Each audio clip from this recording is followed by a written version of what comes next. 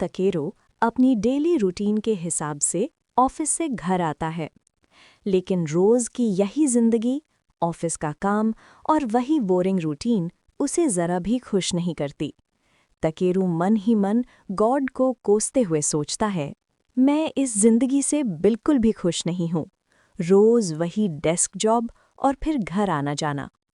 अगर मेरी लाइफ में जल्दी ही कुछ अच्छा नहीं हुआ तो मैं इस बोरियत से बहुत जल्द मर जाऊंगा।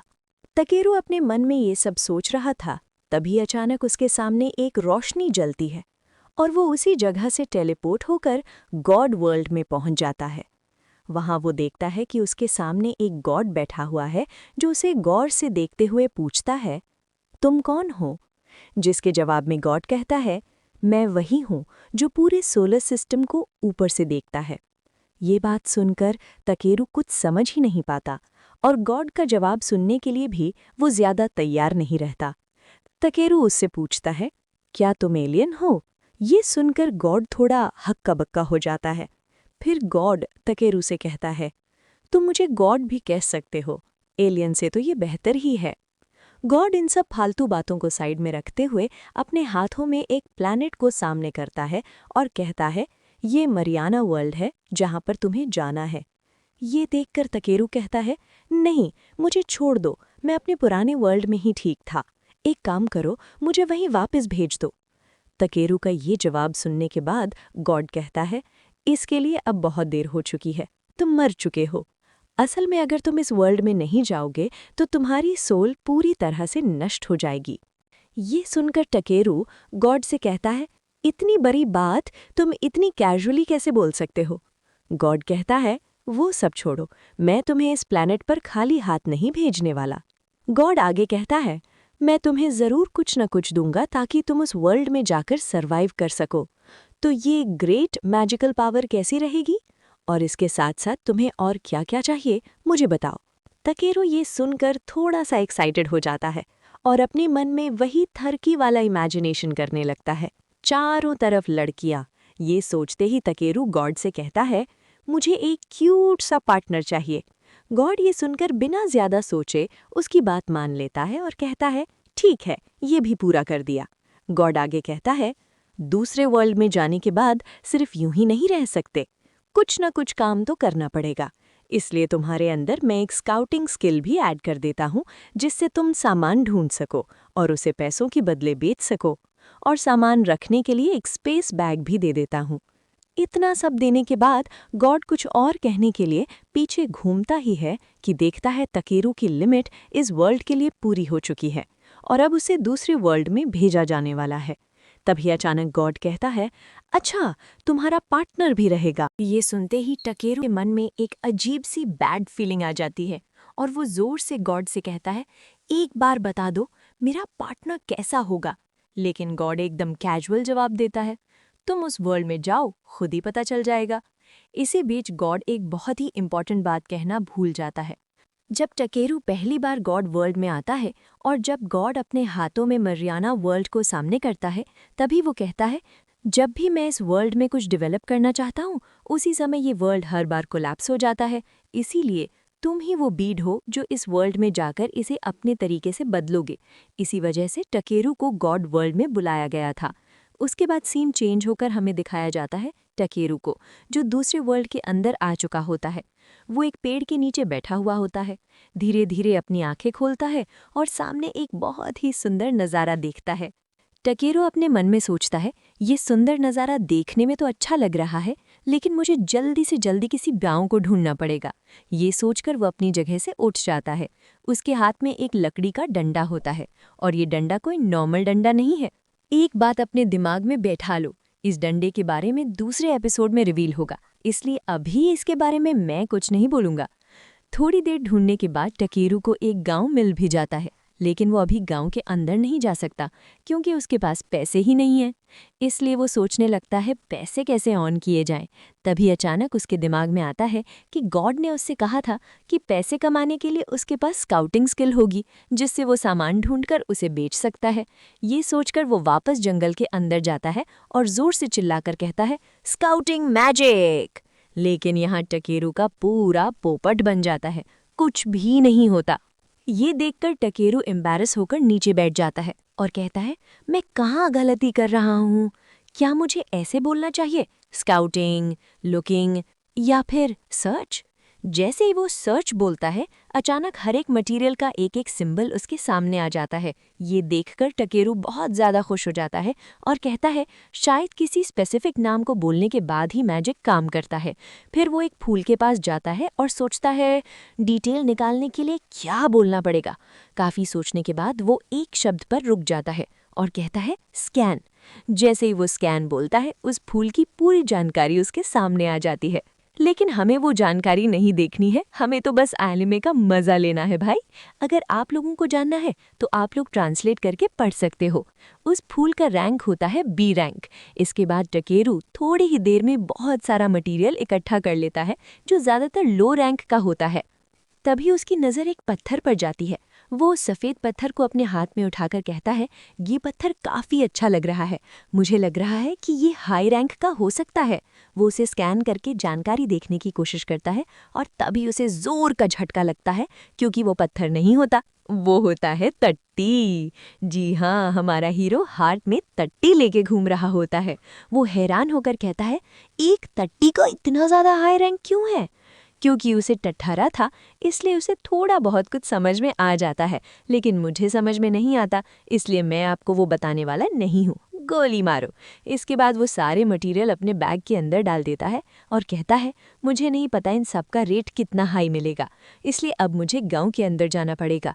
ये कहते हुए वो वहाँ से निकल जाता है और गांव के सामने आ जाता है कुछ ही देर के अंदर।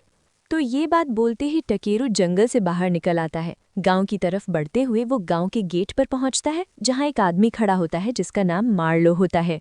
मार्लो टकेरू को देखकर पूछता है, क्या तुम एक ट्रैवलर हो? टकेरू जवाब देता है, कुछ ऐसा ही समझ लो। टकेरू काफ़ी लंबा होता है, इसलिए मार्लो को गलतफहमी हो जाती है कि शायद टकेरू एक स्वॉर्ड्समैन होगा। लेकिन टकेरू मना करते हुए कहता है, नहीं, मैं कोई स्वॉर्ड्समैन नहीं हूँ, मैं कुछ मटीरियल इस गाँव में बेचने आया हूँ। ये सुनकर मार्लो कहता है, तो तुम एक मटेरियल गैदरिंग स्पेशलिस्ट हो, ये तो बहुत ही ज़्यादा रेयर है। इतना कहने के बाद मार्लो टकेरू को गांव के अंदर जाने देता है और कहता है, हमारे यहाँ मटेरियल बेचने के लिए अलग से कोई शॉप नहीं है, लेकिन एक जनरल स्टोर है जहाँ तुम अपना मटेरियल बेच सकते हो। ये कहते हुए टकेरू और मार्लो दोनों गांव के अंदर आ जाते हैं। मार्लो टकेरू को बता देता है कि वो शॉप कहाँ पर है। इसके बाद टकेरू उस शॉप की तरफ चल देता है। चलते चलते वो देखता है कि गांव के लोग उसी की तरफ देख रहे हैं। क्योंकि टकेरू काफ़ी लंबा है, इसलिए वो थोड़ा सा एम्बैरस हो जाता है और सबको देखकर कहता है, कैसे हो? फिर शर्माते हुए अपने मन में सोचता है, नया दूल्हा घर आया हो जैसे। कुछ देर बाद टकेरू को वो शॉप मिल जाती है। वो ज़्यादा टाइम वेस्ट नहीं करता और सीधे शॉप के अंदर चला जाता है। अंदर घुसते ही वो कहता है, गुड आफ्टरनून। शॉप ओनर मुस्कुराते हुए कहता है, हेलो यंग मैन, मैं आपकी क्या मदद कर सकता हूँ? टकेरू कहता है, मैं यहाँ कुछ चीज़ें सेल करने आया हूँ, क्या आप खरीदना चाहेंगे? शॉप ओनर मुस्कुराकर कहता है, हम क्यों नहीं, ज़रूर खरीदना चाहूँगा। इसके बाद टकेरू अपने सारे ड्रॉप आइटम शॉप ओनर के सामने रख देता है। ये देखते ही शॉप ओनर बहुत ज़्यादा खुश हो जाता है और कहता है, ये तो बहुत ही ज़्यादा रेयर आइटम्स हैं, मैं ज़रूर इन्हें खरीदना चाहूँगा। इन सब का रेट 5 सिल्वर कॉइन्स कैसा रहेगा? टकेरू कहता है, मुझे मार्केट रेट ज़्यादा पता नहीं है, इनमें एक रात का किराया कितना होता है?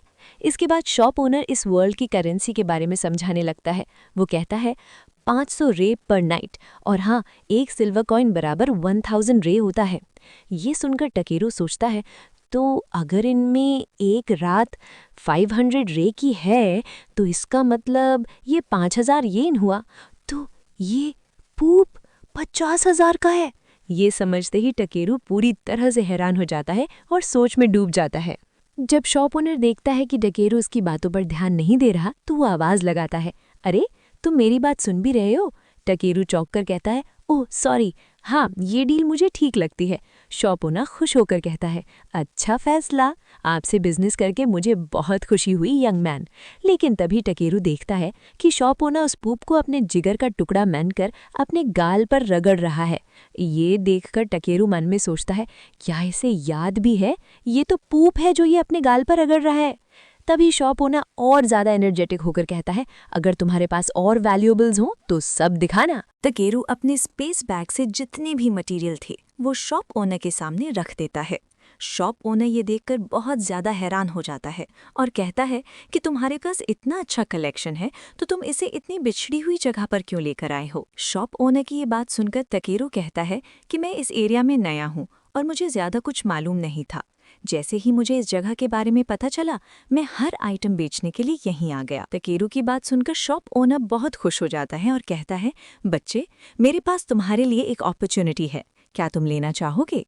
तकेरू पहले थोड़ा हैरान होता है और कहता है कि ये डिपेंड करता है कि अपॉर्चुनिटी कैसी है। शॉप ओनर कहता है कि मुझे एक मटेरियल चाहिए जो ईस्टर्न माउंटेन पर मिलता है और उस मटेरियल का नाम है मिथ्रिल। तकेरू कहता है कि ठीक है, मैं ये एक्सेप्ट कर लूँगा, लेकिन क्या आपके पास उस माउंटेन का मैप है? शॉप ओनर खुशी से कहता है कि हाँ, ज़रूर है, और अगर तुम अच्छा खासा मटेरियल लेकर आए तो मैं तुम्हें बहुत अच्छा पे कर सकता हूँ। ये बोलते ही वो पैसों से भरा हुआ बैग तकेरू के सामने रख देता है और कहता है कि मैं तुम्हें 3,60,000 रे दूंगा। ये सुनकर तकेरू अपने मन में हिसाब लगाने लगता है और सोचता है कि अगर अपने पुराने वर्ल्ड के हिसाब से देखें तो ये तो 3.6 मिलियन येन होते हैं। ये समझते ही तकेरू बहुत ज़्यादा हैरान हो जाता है और घबराकर कहता है कि इतना सारा पैसा। लेकिन शॉप ओनर उसकी बात पूरी होने से पहले ही सीरियस एक्सप्रेशन बना लेता है और कहता है कि हाँ, इतना पैसा मिलेगा, लेकिन बड़ी अपॉर्चुनिटी के पीछे बड़ी परेशानियां भी होती हैं। अगर तुम जिंदा वापस आए तभी ये सारा पैसा मिलेगा। तकेरू थोड़ा डर जाता है और सोचने लगता है कि क्या वहाँ मॉन्स्टर्स नहीं मिलेंगे। सब बात खत्म होने के बाद तकेरू एक रूम में आ जाता है और बेड पर लेटते हुए कहता है कि बहुत समय हो गया है, एक शावर के लिए तो शायद मैं किसी को मार भी सकता हूँ। तभी अचानक एक छोटी सी लड़की आधा पानी लेकर आती है और कहती है, सर, ये आपके लिए हॉट वाटर है। तकेरू थोड़ा हैरान होता है और पूछता है कि मैं इस हॉट वाटर का करूँ क्या। लड़की कहती है कि सर, आप एक एडवेंचरर हैं, इसीलिए ये ज़रूरी है, आप इससे अपना बॉडी साफ कर सकते हैं। तकेरू पूछता है कि अगर मुझे प्रॉपर शावर लेना हो तो? लड़की माफ़ी मांगते हुए कहती है कि सॉरी सर, इस जगह पर ऐसी कोई सुविधा नहीं है, शावर लेने के लिए आपको नोबल होना पड़ेगा। ये सुनकर तकेरू बहुत ज़्यादा हैरान हो जाता है और सोचता है कि इस वर्ल्ड में आकर भी शावर नहीं मिल सकता। तभी लड़की कहती है कि मैंने सुना है कि कुछ मेजर्स अपने मैजिक से बॉडी क्लीन कर सकते हैं। ये सुनकर तकेरू को थोड़ी उम्मीद मिलती है और वो पूछता है कि इस हॉट वाटर का कितना रेट है। लड़की जवाब देती है 3 कॉपर कॉइन। तकेरू कॉइन निकालकर उसके हाथ में देता है और उसे बाहर छोड़ाता है। रूम में वापस आकर तकेरू सोचता है कि मैजिक कैसे एक्टिवेट किया जाए। थोड़ी देर सोचने के बाद वो कहता है, चलो ट्राई करते हैं। वो बोलता है, क्लीन मैजिक। जैसे ही वो ये बोलता है उसके चारों तरफ पानी आ जाता है और उसके बॉडी को क्लीन करने लगता है। उसे इतना अच्छा लगता है कि वो जोर से चिल्ला देता है। बाहर से गुजर रही लड़की आवाज़ सुनकर हैरान हो जाती है। तकेरू सोचता है कि ये मैजिक अच्छा है, लेकिन फिर भी कुछ मिसिंग है, मुझे तो टब में डुबकी लगानी है। ये थोड़ा अनसैटिस्फाइंग है, लेकिन अभी काम चला लूँगा। सीन चेंज होता है। अब हमें दिखाया जाता है कि तकेरू जंगल में मशरूम कलेक्ट कर रहा है। तभी उसके सामने एक नया सिंबल दिखता है। वो कहता है कि ये सिंबल नया लग रहा है। एक्साइटेड होकर तकेरू उस सिंबल की तरफ जाता है और कहता है, मिल गया। झाड़ियों से बाहर निकलते ही वो देखता है कि उसके सामने एक बॉडी पड़ी हुई है। ये देखकर वो बहुत ज़्यादा डर जाता है और पीछे गिर जाता है। इस वर्ल्ड में आकर ये पहली बार है जब उसने किसी बॉडी को देखा है। थोड़ी हिम्मत करके वो बॉडी के पास जाता है और देखता है कि सिंबल एक पेंडेंट की तरफ इशारा कर रहा था। वो पेंडेंट उठाता है और देखता है कि उसमें एक चिट्ठी है। चिट्ठी पढ़ने के बाद तकेरू कहता है कि इसे ऐसे छोड़कर जाना सही नहीं होगा। वो एक तलवार से ज़मीन खोदता है, बॉडी को उसमें दफना देता है और शांति के लिए प्रार्थना करता है। सीन चेंज हो गया है। अब शाम का समय होता है। तकेरू रहने के लिए एक सही जगह ढूंढ लेता है, चारों तरफ लाइन खींच देता है और बैरियर मैजिक एक्टिवेट कर देता है। वो कहता है कि सब कुछ रेडी है, अब रात के लिए खाना बनाना है। वो खाना बनाता है, सीजनिंग डालता है और आखिर में कहते हुए रो पड़ता है कि ये वर्ल्ड सच में मेरे पुराने वर्ल्ड से कहीं ज़्यादा अच्छा है। सीन फिर चेंज होता है। अब हमें दिखाया जाता है कि एक धुंध से भरा हुआ जंगल। इस जंगल का नाम है व्हाइट ट्री फॉरेस्ट, जिसे एंशिएंट ड्रैगन फॉरेस्ट भी कहते हैं। ये जगह बहुत खतरनाक है और चारों तरफ मॉन्स्टर्स हैं। ये देखकर तकेरू डर जाता है और कहता है कि मुझे जल्दी से इस जंगल से निकलना होगा। वो लाइट मैजिक समन करता है और तेजी से भागने लगता है। भागते हुए वो कहता है कि मैं उस ओल्ड मैन की बातों में आकर यहाँ क्यों आ गया। तभी उसे दूर एक लाइट दिखती है। वो सोचता है कि शायद बाहर निकलने का रास्ता है और अपनी स्पीड और बढ़ा देता है। लेकिन अचानक उसके सामने एक खाई आ जाती है और वो गिरने लगता है। डरते हुए वो चिल्लाता है कि कोई मुझे बचा लो। आखिर में वो बोलता है फ्लाई। मैजिक काम करता है और टकेरू हवा में उड़ने लगता है, धीरे धीरे नीचे उतर जाता है। वो राहत की सांस लेकर कहता है कि आज सच में बड़ी मुसीबत से बच गया। फिर भी उसका जोश कम नहीं होता। वो बैग से कुल्हाड़ी निकालता है और जिस काम के लिए आया था मटेरियल ढूंढने के लिए पत्थर तोड़ने लगता है। काफ़ी कोशिश के बाद भी उसे सिर्फ सिल्वर मटेरियल मिलता है। वो कहता है कि अभी तक वो चीज़ नहीं मिली, इसलिए और ज़्यादा मेहनत करनी पड़ेगी। इतनी कोशिश करने के बाद भी वो वाला मटेरियल नहीं ढूंढ पाता, इसलिए आखिरी बार के लिए सर्च मैजिक इस्तेमाल करता है। उसे हल्का सा सिग्नल दिखाई देता है। एक पत्थर के अंदर वही मटेरियल छुपा हुआ होता है, लेकिन उसकी क्वालिटी काफ़ी कम होती है। टकेरू सोचता है जितना भी मिल रहा है उतना जल्दी जल्दी इकट्ठा करके यहाँ से निकल जाना ही बेहतर होगा। वो एक ब्लास्ट मैजिक बनाता है और पत्थर की तरफ फेंक देता है। पत्थर ब्लास्ट हो जाता है और वो मटेरियल बाहर आ जाता है। टकेरू तेजी से उस मटेरियल के पास जाता है, उसे हाथ में उठाकर देखता है और समझ जाता है कि ये बहुत कम है, उसे इससे कहीं ज़्यादा चाहिए था। तभी अचानक ज़मीन कांपने लगती है, अर्थक्वेक शुरू हो जाता है। टकेरू मन में सोचता है मुझे जल्दी से मटेरियल इकट्ठा करना होगा और जितना हो सके अंदर तक जाना पड़ेगा। ये सोचकर वो सामने दिख रही गुफा के अंदर चला जाता है। गुफा में थोड़ा आगे बढ़ते ही उसके सामने एक तेज रोशनी दिखाई देती है।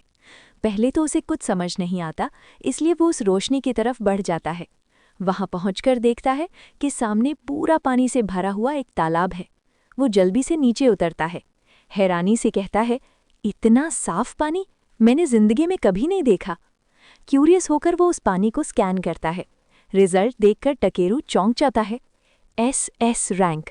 इतनी बड़ी खोज देखकर वो मन में सोचता है अगर ये पानी इतना हाई रैंक है तो ज़रूर इसके अंदर कभी एंशिएंट ड्रैगन रहा होगा और उसका माना भी इसमें भरा होगा।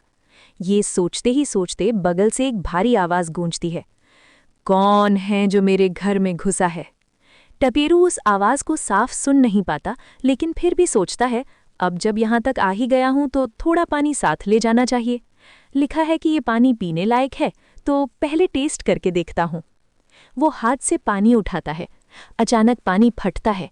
एक ब्लैक ड्रैगन गुस्से में पानी से बाहर निकल आता है। भयानक एंट्री। पूरा पानी उछलकर टकेरू के ऊपर गिर जाता है। ड्रैगन गुस्से में कहता है, तुमने मेरी वार्निंग को कैसे नज़रअंदाज किया और तुम्हारी हिम्मत कैसे हुई इस जगह आने की? ड्रैगन को अजीब बात महसूस होती है। टकेरू पर उसका कोई प्रेशर काम नहीं कर रहा था। वो कहता है, तुम पर मेरा दबाव असर क्यों नहीं कर रहा? टकेरू जवाब देने के बजाय शांत होकर नीचे झुकता है। विनम्रता से कहता है, मुझे नहीं पता था कि ये आपका घर है, मैं गलती से यहाँ आ गया, कृपया मुझे माफ़ कर दीजिए। मन ही मन सोचता है, पिछली जिंदगी में मैंने कई लोगों के सामने झुका हूँ, लेकिन कभी नहीं सोचा था कि एक दिन ड्रैगन के सामने झुकना पड़ेगा। उसका ये रवैया देखकर ड्रैगन का गुस्सा थोड़ा शांत हो जाता है। वो कहता है, लड़के, तुम्हारा शरीर बहुत शक्तिशाली है, तुम मेरा प्रेशर झेल पा रहे हो। अपना परिचय दो, बताओ तुम कौन हो? टकेरू सीधा होकर कहता है, मेरा नाम टकेरू है, मैं एक इंसान हूँ। ड्रैगन चौंक जाता है, कहता है, इंसान? लेकिन तुम्हारी मैजिकल पावर इतनी ज़बरदस्त कैसे है कि मेरी नींद टूट गई? टकेरू उलझ जाता है, कहता है, मैजिकल पावर? ड्रैगन जवाब देता है, तुम्हारे अंदर मेरे बराबर की शक्ति है। टकेरू थोड़ी हिचकिचाहट के साथ कहता है, टॉपिक से हटना नहीं चाहता, लेकिन एक सवाल पूछ सकता हूँ, क्या आप वही लेजेंडरी ड्रैगन हैं? ड्रैगन जवाब देता है, हाँ। फिर ड्रैगन मदद मांगता है। टकेरू पूछता है, मैं किस तरह मदद कर सकता हूँ? ड्रैगन कहता है, तुम्हारी शक्ति से मैं अपने बच्चे को हैच कर सकता हूँ, वो अब तक हैच नहीं हुआ है। टकेरू समझ नहीं पाता, पूछता है, ऐसा क्यों? ड्रैगन कहता है, यहाँ पॉइजन माना बहुत ज़्यादा है, इसी वजह से मेरा बच्चा हैच नहीं हो पा रहा। तुम्हारी प्योर पावर से मैं उसे रिवाइव कर सकता हूँ, और ये मैं फ्री में नहीं करूँगा, इसके बदले मैं तुम्हें मटीरियल दूंगा। ड्रैगन अपनी उंगली पानी पर रखता है। पानी से कई रेयर मटीरियल्स बाहर आ जाते हैं। ये देखकर टकेरू हैरान हो जाता है, कहता है, क्या ये सब आप मुझे देने वाले हैं? ड्रैगन जवाब देता है, हाँ। टकेरू मदद के लिए तैयार हो जाता है। पूछता है, क्या मैं उस अंडे को देख सकता हूँ? ड्रैगन कहता है, ज़रूर। वो हाथ घुमाता है, पानी से एक ब्लैक एग बाहर आता है और सीधा टकेरू के हाथों में आ जाता है। टकेरू अंडा पकड़कर पूछता है, अब मुझे क्या करना है? ड्रैगन कहता है, जैसे तुमने लाइट बनाई थी वैसे ही अपनी माना इसमें डाल दो। टकेरू सोचता है, ये अभी भी एक अंडा है, शायद थोड़ा हीट देना पड़ेगा। जोर से बोलता है, हीट। मैजिकल पावर अंडे के अंदर तेजी से जाने लगती है। प्रोसेस बेहद ब्रूटल होता है। अंडा टकेरू का माना बहुत तेजी से चूस रहा था। टकेरू को दर्द होने लगता है। अंडे के अंदर हल्की सी रोशनी दिखाई देती है। टकेरू डरते हुए सोचता है, कहीं मैं यहीं मर तो नहीं जाऊंगा। मुझे इतनी जल्दी मरना नहीं चाहता, मुझे अभी बहुत सारी जगह देखनी है। उसके चेहरे पर वेन्स उभर आती हैं। माना तेजी से ड्रेन हो रहा था। ड्रैगन जोर जोर से हंस रहा था। टकेरू सोचता है, ये पागल ड्रैगन मेरी हालत देखकर हंस रहा है, ये सब एंजॉय कर रहा है। अचानक तेज रोशनी फैल जाती है। टकेरू बेहोश हो जाता है। उसकी सोल एक गहरे समंदर में डूबती हुई महसूस होती है। वो सोचता है, क्या मैं सच में मर चुका हूँ? तभी एक आवाज उसके कानों में गूंजती है। टकेरू जब वो आवाज सुनता है तो चौंक कर पूछता है, क्या तुम कोई गॉड हो? आवाज जवाब देती है, नहीं, मैं गॉड नहीं हूँ। मैंने इस वर्ल्ड में लाखों साल गुजारे हैं, लेकिन तुम जैसा इंसान मैंने आज तक नहीं देखा। आमतौर पर कोई इंसान ड्रैगन के सामने जाए तो या तो डर के मारे मर जाता है या फिर भाग खड़ा होता है, लेकिन तुमने तो ड्रैगन की मदद करने के बारे में सोचा। चलो ये सब छोड़ो, अभी वो जो पागल ब्लेसिंग तुम्हें दी गई थी उसकी पावर में थोड़ी कम कर देता हूँ। और हाँ, जब तुम होश में आओगे तो तुम अपने पार्टनर से मिलोगे। एक बात याद रखना, ये वही चीज़ है जिसकी तुमने खुद इच्छा की थी, इसलिए थोड़ा संभल कर रहना। टकेरू को कुछ भी ठीक से समझ नहीं आता कि ये आदमी क्या बोल रहा है। फिर भी वो पूछने की कोशिश करता है, किस तरह की परेशानी की बात कर रहे हो? लेकिन तब तक देर हो चुकी होती है। अचानक कुछ टूटने की आवाज़ आती है और कोई जोर जोर से चिल्लाने लगता है। यह आवाज़ सुनते ही टकेरू जल्दी से होश में आ जाता है। ड्रैगन की आवाज़ आती है, क्या तुम होश में आ चुके हो? टकेरू जवाब देता है, क्या ये तुम हो? इसी बीच एक बहुत ही क्यूट सी आवाज़ सुनाई देती है। टकेरू मजाक में कहता है, इतनी क्यूट आवाज़ निकालने के लिए तुम थोड़े ज़्यादा बड़े नहीं हो? क्योंकि जब टकेरू बेहोश हुआ था तब उसकी मैजिकल लाइट भी बंद हो गई थी और चारों तरफ अंधेरा था। ड्रैगन तो देख पा रहा था, लेकिन टकेरू कुछ नहीं देख पा रहा था। इसलिए टकेरू फिर से लाइट मैजिक समन करता है। रोशनी होते ही वो देखता है कि ड्रैगन के अंडे से एक क्यूट सा बेबी निकल आया है। बेबी ड्रैगन टकेरू को देखते ही बहुत ज्यादा खुश हो जाता है और सीधे उसके चेहरे से चिपक जाता है। टकेरू भी बहुत खुश हो जाता है, लेकिन क्योंकि बेबी ड्रैगन अभी अभी अंडे से निकला था, उसके शरीर से बहुत फिशी स्मेल आ रही थी। टकेरू हंसते हुए कहता है, सबसे पहले नीचे उतरो, तुम्हारे शरीर से बहुत ज्यादा फिशी स्मेल आ रही है। वो उसे नीचे उतार देता है। ड्रैगन कहता है, टकेरू, तुम्हें इस बच्चे का नाम रखना होगा। टकेरू पहले मना करता है, लेकिन ड्रैगन के ज्यादा जोर देने पर वो नाम रखने के लिए तैयार हो जाता है। वो सिर पकड़कर सोचने लगता है, क्योंकि दिमाग में एक भी नाम नहीं आ रहा था। फिर अचानक उसे एक नाम सूझता है। वो कहता है, बी फॉर ब्लैक, अब हम इसे ब्लैक कहकर बुलाएंगे। ये नाम बेबी ड्रैगन को बहुत पसंद आ जाता है। उसकी आंखें देखकर ही समझ आ जाता है कि उसे ये नाम काफी पसंद आया है। वो उड़कर टकेरू के कंधे पर बैठ जाता है और उसे चाटने लगता है। टकेरू हंसते हुए कहता है, लगता है तुम्हें ये नाम पसंद आ गया। फिर वो कहता है, ब्लैक, ये नाम तुम पर काफी ज्यादा सूट करता है, तुम अब इस पूरी दुनिया में घूमोगे। ये सुनकर ब्लैक बहुत ज्यादा खुश हो जाता है। लेकिन टकेरू घबरा कर कहता है, तुम अपने न्यूबॉर्न बच्चे को किसी अननोन इंसान के साथ ऐसे ही कैसे भेज सकते हो? इस वक्त तो टकेरू ज्यादा परेशान लग रहा था, जैसे वही ब्लैक का पिता हो। ड्रैगन कहता है, इंसान, तुम्हारी पावर मुझसे भी ज्यादा है, इसलिए ये बच्चा तुम्हारे साथ ज्यादा सेफ रहेगा। इन सब बातों से बेबी ड्रैगन को कोई फर्क नहीं पड़ता, उसकी तो बस मौज चल रही होती है। ड्रैगन बेबी ड्रैगन को टकेरू के पास छोड़कर पानी की तरफ जाने लगता है। जाने से पहले वो हल्का सा मैजिक टकेरू के स्पेस बैग पर करता है और फिर पानी में समा जाता है। आखिरी शब्दों में वो कहता है, टकेरू, मुझे तुम पर भरोसा है। ये कहते ही ड्रैगन पानी में गायब हो जाता है। अब पानी के किनारे टकेरू और बेबी ड्रैगन रह जाते हैं। टकेरू पूछता है, ब्लैक, क्या तुम मेरे साथ मेरी जर्नी पर जाना चाहोगे? ब्लैक बहुत खुश हो जाता है और जोर से आवाज निकालता है। उसका मतलब साफ था, हाँ मैं जाना चाहता हूँ। लेकिन उससे पहले उसके शरीर से अब भी स्मेल आ रही थी।